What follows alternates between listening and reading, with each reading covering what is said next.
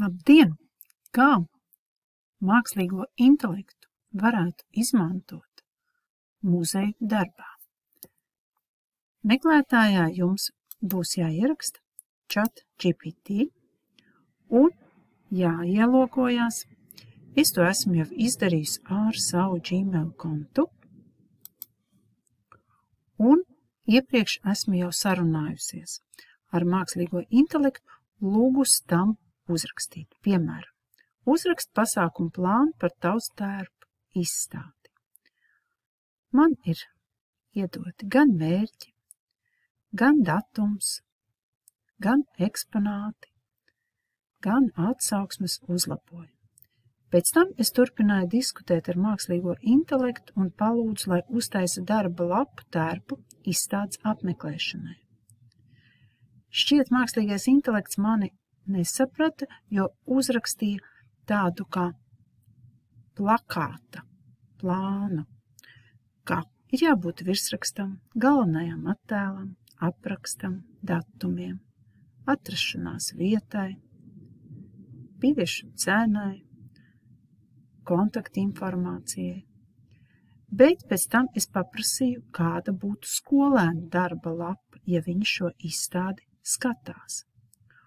Un parādās idejas, kāda varētu būt skolēnam aizpildāmā darba lapa. Protams, jo vairāk un konkrētāks jautājums es uzdošu, jo tuvākas atbildes sniegs mākslīgais intelekts. Mēs, protams, varam arī izmantot to, kas te ir rakstīts, palabot, jo jūs redzat, kā raksta, piemēram, vairākus vārdus ar lielo burtu, kā tas ir pierasts. Kā man viens pasniedzējs teica, mums ir jāaudzina mākslīgais intelekts un jāizrāda, ka latviešu valodā šeit būtu jālieto tāds vai cits vārds, bet tā jau ir saruna ar mākslīgo intelektu. Un savukārt šīs lapas malā jūs redzat to, ko esmu kādreiz jautājusi, strādājusi. Un, ja es gribu sākt jaunu sarunu, lai nebūtu turpinājums, es spiežu jaunu sarunu un apakšā ierakstu to, kas man interesē.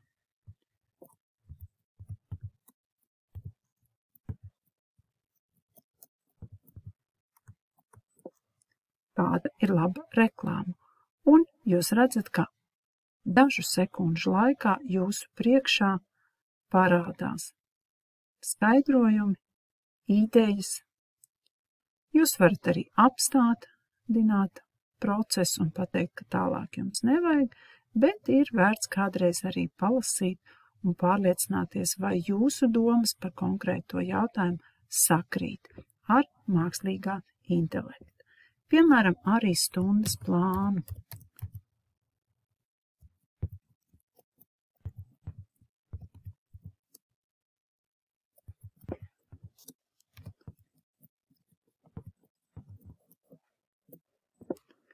Tuvojās novembris un paprasīšu stundas plānu par valsts dzimšanas dienu. Es gan nenorādīju, kādas valsts dzimšanas dienu es svinēšu, bet tālāk mēs jau to varam arī parunāt, uzdot konkrētus jautājumus, konkrētus norādes, ko mēs gribētu. Piemēram, svētku tortu un ugunskurs. Varētu arī tā. Lai jums veicas, izmēģiniet!